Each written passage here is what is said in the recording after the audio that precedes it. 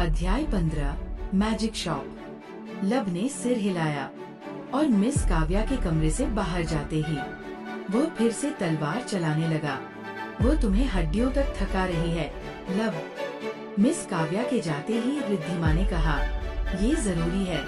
लब शांत स्वर में बोला, मैं अभी बहुत कमजोर हूँ और मिस काव्या वही कर रही है जो मेरे लिए सबसे अच्छा है। तुम इतनी आसानी से इस बात पर भरोसा कैसे कर सकते हो? रिद्धिमा ने पूछा।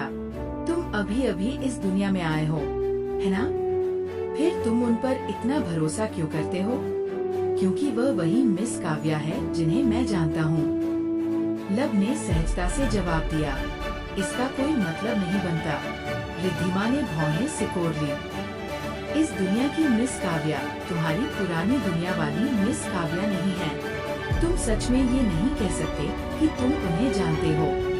मैं समझता हूँ। लब ने सिर हिलाया और मैं तुमसे सहमत भी हूँ। लेकिन इस दुनिया में मेरी मदद करने वाली पहली इंसान वही थी। मेरे पास उन पर भरोसा करने के अलावा कोई और विकल्प नहीं था। अगर उन्होंने मेरी मदद नहीं की होती तो मैं कल्पना भी नहीं कर सकता कि अभी मेरी हालत कैसी होती। वो कुछ पल रुका। और हाँ, ये सच है कि ये वाली मिस काव्या अलग है, लेकिन मुझे उनमें कोई फर्क महसूस नहीं होता, इसलिए मैं अनजाने में उन्हें उसी तरह ट्रीट करता हूँ। अगर तुम ऐसा कहते हो तो ठीक है, रिद्धिमा गंभीर आवाज में बोली। लेकिन इस दुनिया में लोगों पर इतनी आसानी से भरोसा मत करो। तुम कभी नहीं जानते कि वे अंदर ही अंदर क्या सोच रहे हो। लब मुस्कुराया। तुम जैसे लोग? मैं अलग हूँ, रिद्धिमा ने तुरंत जवाब दिया। करीब 1.5 घंटे बाद मिस काव्या वापस ट्रेनिंग रूम में लौटी। उन्हें देखते ही लब ने पूछा, आमतौर पर किसी की मना को नेचुरल तरीके से रिकवर होने में कितना समय लगता है? यह इस बात पर निर्भर करता है कि किसी के पास कितनी मना है। मिस काव्या बोली, जितनी बड़ी मना कैपेसिटी होगी उतनी ज्यादा मना रिकवर होगी। तुम्हारे वर्तमान स्तर पर तुम्हें पूरी मना रिकवर करने में लगभग 4 घंटे लगेंगे। तो फिर मना कैपेसिटी बढ़ती कैसे है? मैजिक इस्तेमाल करते रहो, उन्होंने जवाब दिया। तुम्हारी मना कैपेसिटी धीरे धीरे अपने आप बढ़ेगी। हालांकि ये मत उम्मीद करना कि ये रातों रात हो जाएगा। मैं ऐसी उम्मीद नहीं कर रहा। लब मुस्कुराया। अब जब मिस काव्या वहाँ थी, लब फिर से मैजिक ट्रेनिंग करने लगा। लगभग 7 अंधकार बाण चलाने के बाद उसने एक मना औषधि पी और फिर लगातार 10 और अंधकार बाण चलाए। ट्रेनिंग खत्म होते ही सिस्टम प्रकट हुआ। अंधकार बाण की मास्टरी रैंक बढ़कर ई हो गई है। डिंग, आपने एक क्वेस्ट पूरा किया है। Plus 400 magic experience, plus 2 magic point. Magic system से नया क्वेस्ट प्राप्त हुआ। क्वेस्ट 3 मैजिक स्पेल्स सीखो। डिस्क्रिप्शन 3 टियर 1 या उससे ऊपर के मैजिक स्पेल्स सीखो। Time limit 7 days. Reward 600 magic experience, 3 magic point. Ding, आपने एक क्वेस्ट पूरा किया है। Plus 600 magic experience, plus 3 magic points. Magic system से नया क्वेस्ट प्राप्त हुआ। क्वेस्ट मास्टरी रैंक बढ़ाओ। डिस्क्रिप्शन किसी भी 2 मैजिक स्पेल्स को मास्टरी रैंक डी तक पहुंचाओ। Time limit 14 days. Reward 1000 magic experience, 5 magic points. Magic system level up हुआ। मैजिक शॉप अनलॉक हो गई। Magic system level 2। Magic talent X+। Dark magic affinity S। Magic experience 200 बटा 50,000। Magic points 6। Magic shop बाद में समय मिलने पर इसे देखूंगा। लब ने मन ही मन सोचा। मना खत्म होने के बाद वह फिर से शरीर की ट्रेनिंग करने लगा और ये सिलसिला आधी रात तक चलता रहा। मुझे याद नहीं पिछली बार मैं इतनी देर तक कब जागा था। लब थकी आवाज में बोला, मैं सिर्फ एग्जॉस्टेड ही नहीं हूँ, मुझे नींद भी आ रही है। दूसरी ओर मिस काव्या आराम से किताब पढ़ रही थी। उन्होंने बिना नजर उठाए अपने आयामी भंडार से एक पोशन निकाला और उसकी ओर बढ़ा दिया। अनुमान लगाने दूं, लब ने पोषण लेते हुए कहा, ये मुझे सोने की जरूरत महसूस नहीं होने देगा। सही, मिस काव्या बोली। ये ऊर्जा औषधि है। इसे पीते ही तुम्हें ऐसा लगेगा जैसे अभी अभी अच्छी नींद लेकर उठे हो। मुझे अब हैरानी नहीं होती। लब हंस पड़ा। ऐसा लगता है इस दुनिया में हर चीज के लिए कोई न कोई पोषण मौजूद है। फिर उसने पूछा, वैसे इन पोषन्स की कीमत कितनी होती है? आप तो इन्हें पानी की तरह मुझे देती जा रही हैं। ये पूछते ही उसे तुरंत पछतावा हुआ। क्वालिटी पर निर्भर करता है, मिस काव्या बोली। लेकिन अगर उन्हीं पोषन्स की बात करें जो मैं तुम्हें दे रही हूँ, तो मना औषधि लगभग $1000 की होती है। स्टैमिना रिकवरी पोषण लगभग $500 की, और ये ऊर्जा औषधि लगभग $200 की। का क्या? लब की आंखें फैल गईं। ये तो बेहद महंगा है। आपके पास इतना पैसा आता कहाँ से है कि आप इतनी फिजूल खर्ची कर सकती हैं? किसने कहा कि मैंने इनके पैसे दिए हैं? मिस काव्या ने शांत स्वर में कहा, ये सब एकेडमी की सप्लाई से आते हैं। आचार्य प्रमुख ने मुझे अनुमति दी है कि मैं स्कूल रिसोर्सेज का इस्तेमाल तुम्हारी रिकवरी में कर सकती हूँ। अच्छा, लब बुदबुदाया। अब जब उसे पता चला कि वह मिस काव्या के निजी रिसोर्सेज खर्च नहीं कर रहा, तो उसके मन का अपराध बोध थोड़ा कम हो गया। आखिर वो जानता था कि एकेडमी कितनी अमीर थी। कुछ देर बाद ऊर्जा औषधि का असर होते ही उसकी सारी नींद गायब हो गई और वह पूरी रात फिर से ट्रेनिंग करता रहा। अगली सुबह मिस काव्या बोली, जाकर ब्रेकफास्ट कर लो, 2 घंटे बाद मिलना। जी। लब पहले अपने कमरे में गया और गर्म पानी से शावर लिया। उन्होंने सच में मुझे पूरी रात जगाए रखा, वह आह भरते हुए बोला। कुछ पल बाद उसे याद आया कि मैजिक शॉप अनलॉक हुई थी। सिस्टम कैसे खोलूं? क्या बस कमांड देना होगा? उसने मन ही मन कहा। Open magic shop. डिंग। अगले ही क्षण सिस्टम खुल गया। Magic shop level 1। Awaken random affinity 10 MP। Increase mana capacity 5 MP। Increase magic power 5 MP। Improve magic affinity total MP 6। Shop experience 0/100। वाह, ये तो कमाल है।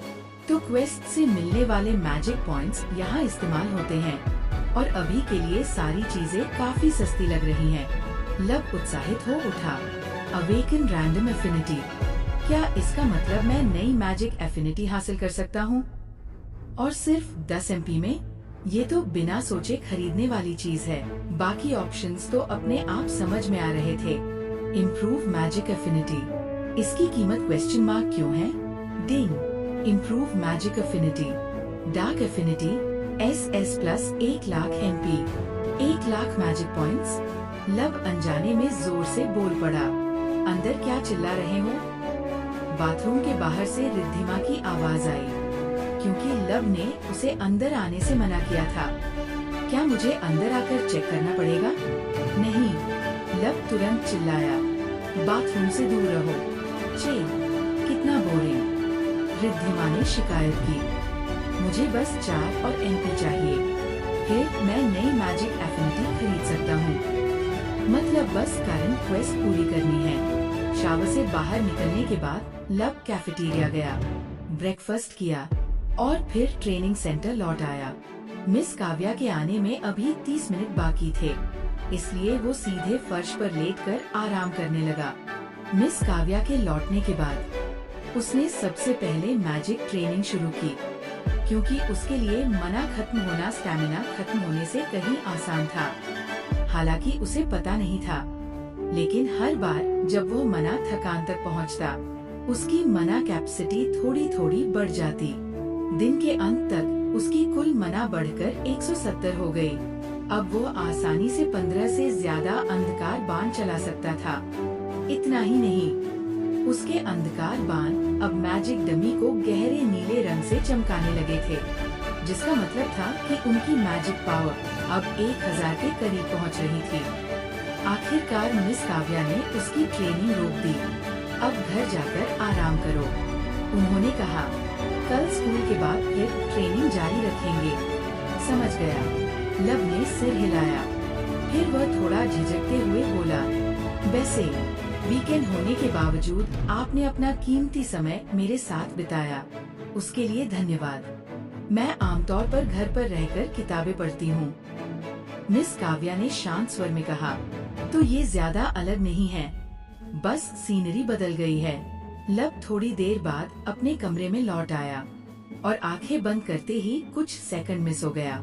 उधर मिस काव्या अपने बेडरूम में बैठकर लब की प्रोग्रेस का रिव्यू कर रही थी। तलवार के मामले में उसकी प्रोग्रेस धीमी नहीं है, लेकिन उसकी मैजिक टैलेंट की तुलना में वह बहुत पीछे है। सिर्फ 2 दिनों में उसने उतनी प्रगति कर ली जितनी करने में प्रतिभाशाली मैजिक स्टूडेंट्स को भी 2 महीने लगते हैं। लब की भयावह मैजिक पोटेंशियल देखकर वह अब सचमुच मानने लगी थी कि शायद वो वास्तव में किसी दूसरी दुनिया से आया है। अगली सुबह लब देर से उठा। धत तेरे की, वो घबराकर चिल्लाया। होमरूम शुरू हुए आधा घंटा हो गया। रिद्धिमा, तुमने मुझे जगाया क्यों नहीं? वह तेजी से तैयार होने लगा। अरे मुझे दोष मत दो, रिद्धिमा बोली। पहली बात, मैं तुम्हारी अलार्म क्लॉक नहीं हूँ। दूसरी बात, मैंने तुम्हें जगाने की कोशिश की थी, लेकिन तुम किसी भी हालत में उठ ही नहीं रहे थे। 10 साल में ये पहली बार है जब मैं क्लास के लिए लेट हुआ हूँ। लब लगभग रोने वाला था। क्लासरूम पहुँचने के बाद उसने घबराकर गहरी सांस ली और अंदर चला गया। सॉरी प्रोफेसर जास्मीन, उसने दरवाजे से अंदर आते ही कहा। पूरी क्लास की नजरें उसी पर टिक गई। क्या तुम ठीक हो? प्रोफेसर जास्मीन ने पूछा। हाँ, लब बोला, बस ओवरस्लीप हो गया। वीकेंड में मेरी ट्रेनिंग मिस काव्या के साथ थी और उन्होंने तो शनिवार रात मुझे पूरी रात जगाए रखा। और पूरी रात जगाए रखा? प्रोफेसर जास्मीन उसे अवाक होकर देखने लगी।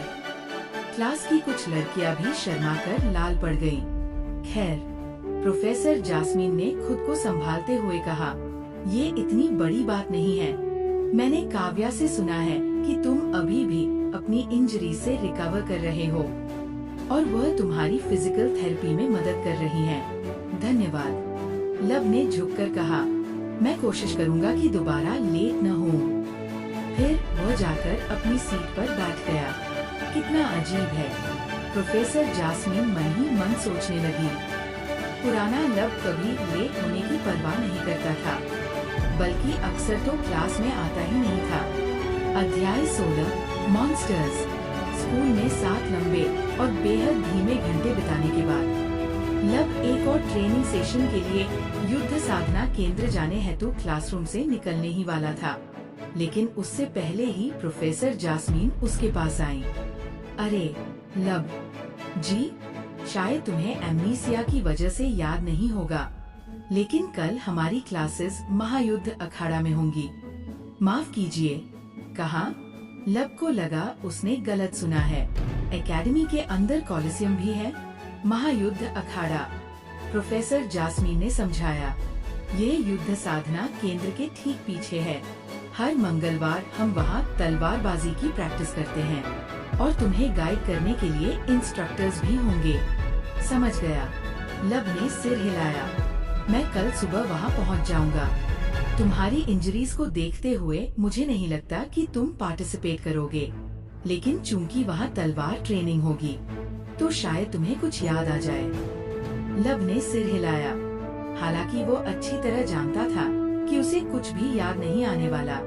स्कूल बिल्डिंग से निकलने के बाद वह सीधा युद्ध साधना केंद्र पहुंचा और मिस काव्या के साथ ट्रेनिंग शुरू कर दी। ट्रेनिंग खत्म होने के करीब लब ने अचानक पूछा, क्या स्कूल में हर कोई तलवारबाजी सीखता है? हर कोई नहीं, मिस काव्या बोली, लेकिन ज्यादातर धर्म योद्धा सीखते हैं। तो जो स्टूडेंट्स मैजिक इस्तेमाल नहीं करते वे नाइट्स हैं? हाँ बिल्कुल। फिर उन्होंने उत्सुकता से पूछा, अचानक ये सवाल क्यों? कल हमारी क्लास महायुद्ध अखाड़ा में होगी, लब ने जवाब दिया, और प्रोफेसर जास्मीन के अनुसार वहाँ स्टूडेंट्स तलवारबाजी की प्रैक्टिस करेंगे। ओह, मिस काव्या अचानक भौहें चढ़ाने लगी।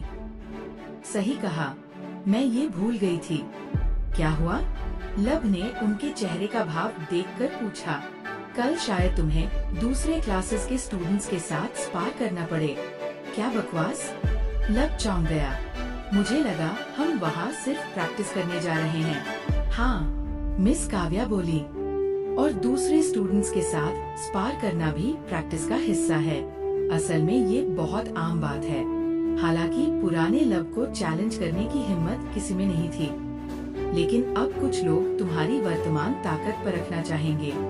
वो कुछ पल रुकी।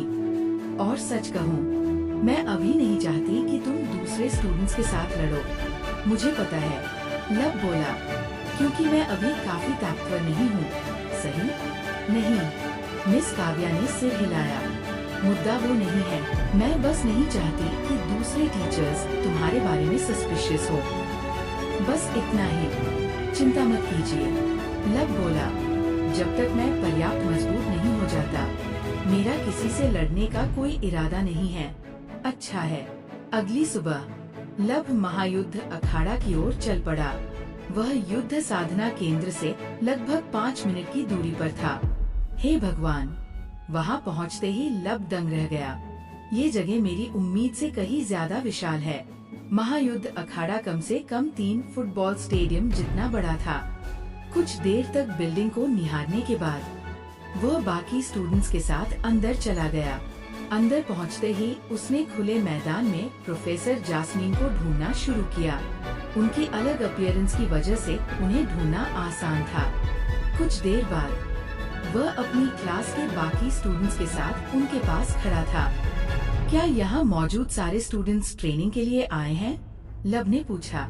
मैं मैजिक स्टूडेंट्स को भी देख सकता हूँ। हाँ, प्रोफेसर जास्मीन ने सिर हिलाया। धर्म योद्धा मैदान के बाएं हिस्से में प्रैक्टिस करते हैं और मंत्र साधक दाएं हिस्से में। अगर तुम किसी से स्पार करना चाहो, तो बस जाकर उसे चैलेंज कर सकते हो। हाँ, मुझे नहीं लगता मैं ऐसा करूँगा। जब उनकी पूरी क्लास इकट्ठी हो गई, प्रोफेसर जास्मीन बोली, 10 मिनट वार्म अप करो, उसके बाद प्रैक्टिस शुरू करेंगे। जी। सभी स्टूडेंट्स अपनी अपनी तलवारें लाए थे और तुरंत हवा में तलवार घुमाकर वार्म अप करने लगे। सिर्फ लब ही खाली हाथ था। सॉरी, लब बोला, मुझे नहीं पता था कि अपनी तलवार लानी होगी। चिंता मत करो, प्रोफेसर जास्मीन बोली। मैंने पहले ही कहा था कि मुझे उम्मीद नहीं थी कि तुम आज ट्रेनिंग करोगे। मुझे पता है, लब ने कहा, लेकिन मैं अपनी गति से ट्रेनिंग करना चाहता हूँ। क्या मैं कोई तलवार बोरो कर सकता हूँ? प्रोफेसर जास्मीन ने दूर रखे वेपन रैक की ओर इशारा किया। वहाँ से ले लो, मैं अभी आया। लब दौड़कर वेपन रैक तक गया और तलवारें देखने लगा। सारी तलवारें वेट के हिसाब से व्यवस्थित थी, इसलिए उसे अपनी पसंद की तलवार ढूंढने में ज्यादा समय नहीं लगा। 15 किलो की तलवार, और मजे की बात, वही वहाँ की सबसे हल्की तलवार थी। पूरा वीकेंड मिस काव्या के साथ ट्रेनिंग करने के बाद उसकी आर्म्स इतनी मजबूत हो चुकी थी कि वह बिना आर्टिफैक्ट्स के 15 किलो की तलवार चला सकता था। अब उसके पास तलवार भी थी, तो वो बाकी स्टूडेंट्स के साथ वार्म अप करने लगा। लब इतनी हल्की तलवार क्यों चला रहा है? कुछ क्लासमेट्स फुसफुसाने लगे। उसके लिए तो ये पंख जैसी होगी। आखिर मेमोरी लॉस का किसी की फिजिकल स्ट्रेंथ से क्या लेना देना? शायद उसकी इंजरीज की वजह से उसकी हालत काफी गंभीर रही होगी। फिर भी वो रेगुलर क्लासेस में आ रहा है। कितना एडमिरेबल है। सोचो उसके साथ आखिर हुआ क्या होगा। हम सिर्फ अंदाजा ही लगा सकते हैं, क्योंकि उसे खुद भी कुछ याद नहीं। 10 मिनट पलक झपकते गुजर गए। अब जब सभी वार्म अप हो चुके हैं, प्रोफेसर जास्मीन बोली, तो प्रैक्टिस शुरू करते हैं। उन्होंने ठीक मिस काव्या की तरह अपने आयामी भंडार से एक बॉक्स निकाला। स्टूडेंट्स लाइन बनाकर उसके सामने खड़े हो गए। हर स्टूडेंट बॉक्स में हाथ डालकर एक पेपर निकाल रहा था, जिस पर एक नंबर लिखा था। जिन स्टूडेंट्स के नंबर समान होंगे, वे एक दूसरे से स्पार करेंगे। और अगर तुम किसी और को चैलेंज करना चाहो, तो अपनी पहली फाइट के बाद कर सकते हो। इसके बाद अगले 2 घंटे तक लब की क्लास के स्टूडेंट्स खुले मैदान में एक दूसरे से स्पार करते रहे। बाकी क्लासेस भी यही कर रही थी, बस अलग अलग लोकेशंस पर। करीब आधे घंटे बाद प्रोफेसर जास्मीन फिर लब के पास आई। क्या तुम्हें कुछ याद आया? उन्होंने पूछा। सॉरी, लब ने सिर हिलाया। कुछ भी नहीं, समझ गई। उन्होंने हल्की मुस्कान दी। खैर, अब तुम्हारे पास याद करने के लिए काफी समय है। आखिर तुम फिर से एकेडमी में हो, जहाँ सब सुरक्षित है। मैं इस जगह को सेफ नहीं कहूँगा। लब कड़वी मुस्कान के साथ बोला। शायद तुम सही हो, प्रोफेसर जास्मीन बोली, लेकिन शहर के बाहर की दुनिया इससे कहीं ज्यादा खतरनाक है, जहाँ वैम्पायर और मॉन्स्टर्स खुले घूमते हैं। क्या? लब चौंक गया।